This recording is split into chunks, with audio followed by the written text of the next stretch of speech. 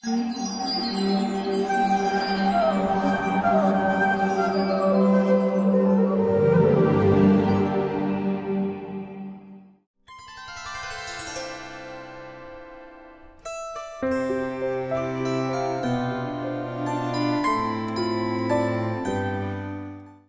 कृष्णा। आयुर्वेद का जो हम बात करते हैं, आयुर्वेद ये बहुत महत्वपूर्ण विषय है, जीवन जीने का ज्ञान है।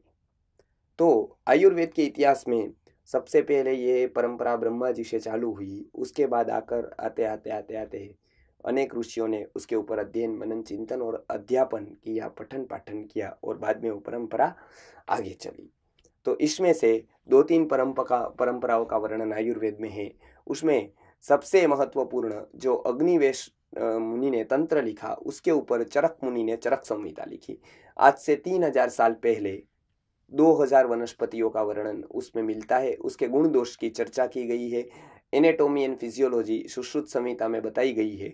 तो ये पूरा का पूरा आयुर्वेद जो है वो पहले ग्रंथस्थ, संपूर्ण रूप में ग्रंथस्थ जो किया तो चरक मुनि ने किया। तो ये बताते हैं कि अग्निवेश कृते तंत्रे चरक प्रति संस्कृते यदि हस्ति तदन्यत्र यन्य हस्ति न तत्क्वचित।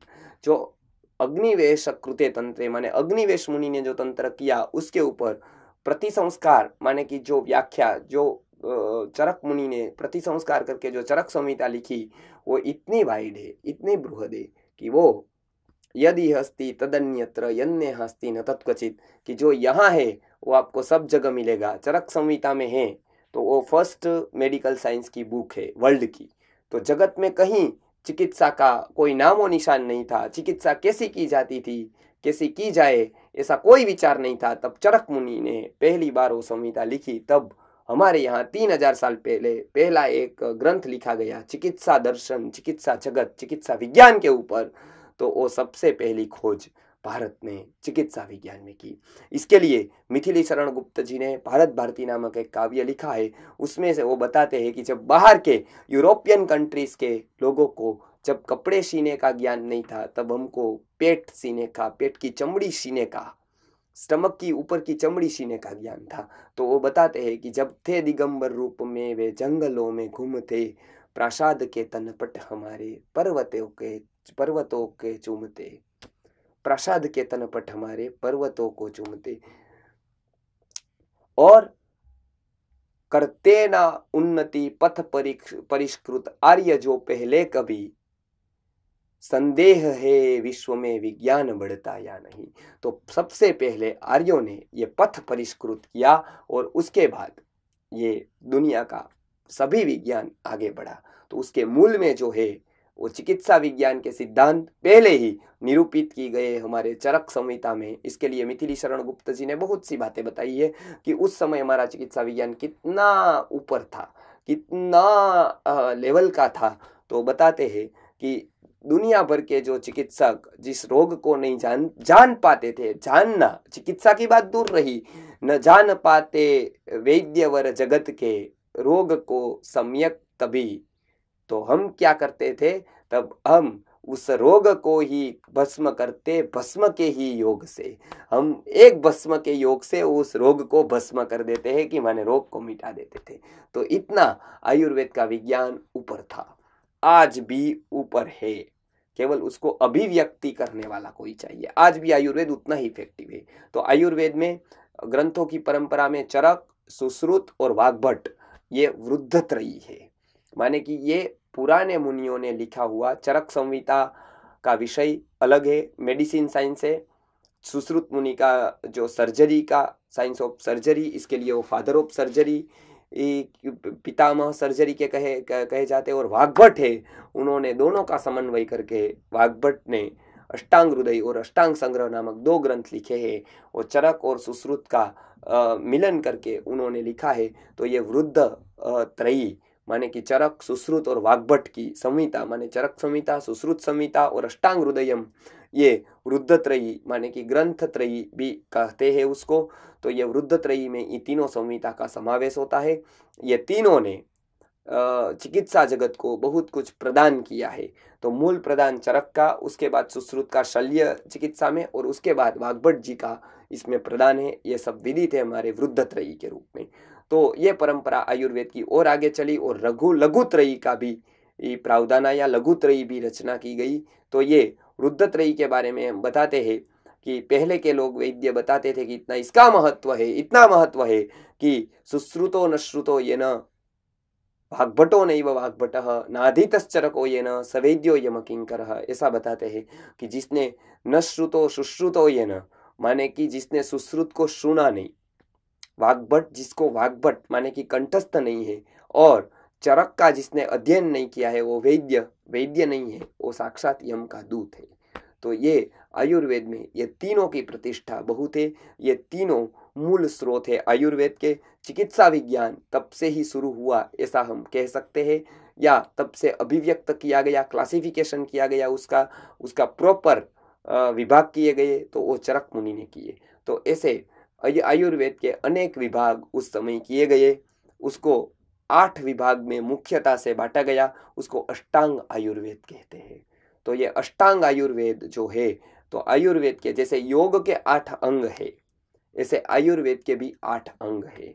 तो उसमें विभाग में तो पहला विभाग है वो काय चिकित्सा, माने कि जो हम दवाई लेते हैं, अंदर खाते हैं, जो गोली, क्वाथ, टेबलेट्स, चूर्ण, उकाले, वो सब हम लेते हैं, शरीर को बाहर की दवाई से चिकित्सा करते हैं, उसको कहते हैं काय चिकित्सा, काया की चिकित्सा।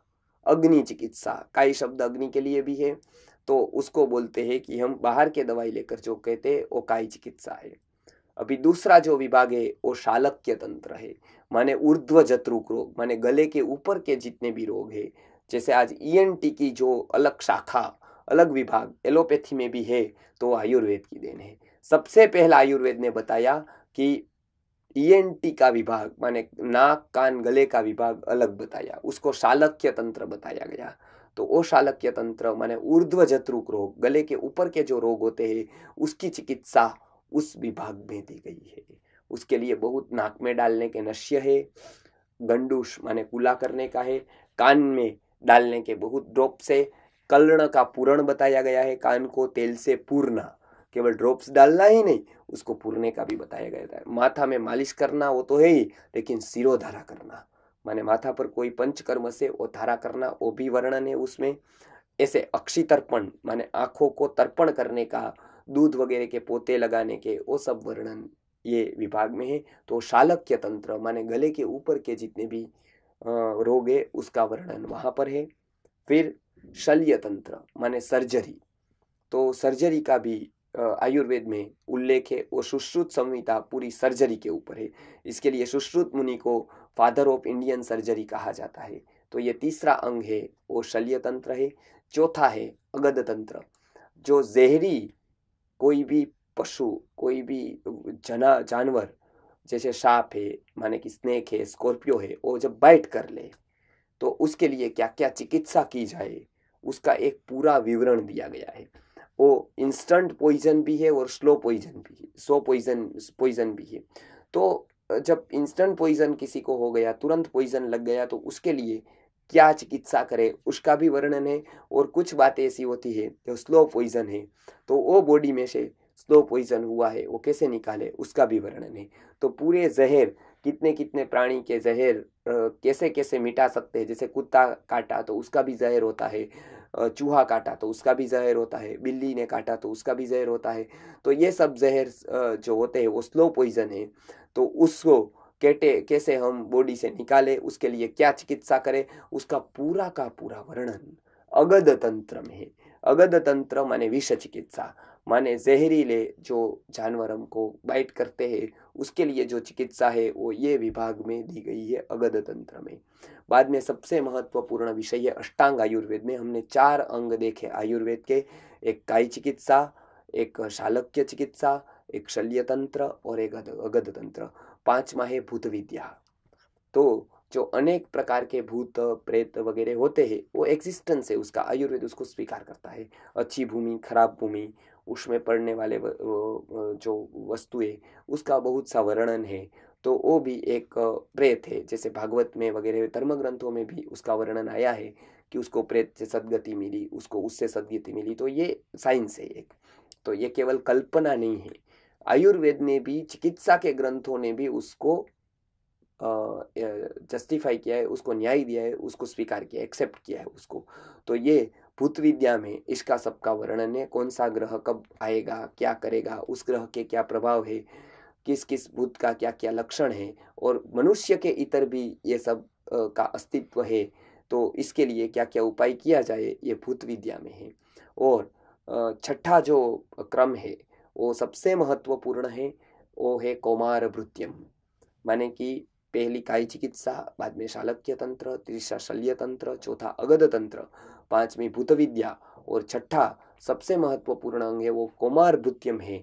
वो कौमार भृत्यम माने बालकों को कैसे परवरिश की जाए, बालकों को कैसे स्वस्थ रखा जाए, बालकों की कैसे चिकित्सा की जाए, बालकों को रोज बरोज क्या खिलाया जाए, बालकों को क्या न खिलाया जाए, बालकों को किसका ध्यान रखा जाए, बालकों को किस तरह के औषध दिए जाए, बालकों को किस तरह से रोग हो सकते हैं, वो रोगों से बालकों को किस तरह से बचाया जा सके, उसका सब वर्णन कौमार भृत्यम माने कि बालकों की चिकित्सा, कौमार माने बालक, तो वो कौमार भृत्यम में उसका वर्णन दिया गया है। तो कौमार भृत्यम माने बाल चिकित्सा विभाग में उसका वर्णन है, और उसके लिए स्पेशली एक ग्रंथ है, उसका नाम है काश्यप संहिता। कश्यप मुनि ने हजारों साल पहले ये ग्रंथ लिखा है। दुर्भाग्य पूर्ण बात यह है कि अभी वो पूर्ण मिलता नहीं है वो ग्रंथ। थोड़ा ग्रंथ खंडित है, जो हमारा इतिहास बहुत लोगों ने जलाया, तो उसमें वो काश्यप संहिता भी जल गई थी, तो भी खंड स्वरूप में वो काश्यप संहिता मिल रही है। तो उसके आधार पर जो थोड़ा खंड गया है वो बात छोड़ दीजिए, लेकिन जो रहा है उसमें हम काश्यप संहिता के आधार पर बालकों की चर्या, बालकों के औषध, बाल आरोग्य, उसकी सब बातें करते हैं। तो ये बहुत महत्वपूर्ण पीडियाट्रिक का जो विभाग है, तो ये उस समय भी अलग से था, आज भी वो अलग है। तो इसकी बात हम अभी करेंगे कि बालकों के लिए कौमार भृत्यम में क्या क्या काश्यप संहिता में बताया गया है। हरे कृष्णा, नमस्कार, धन्यवाद।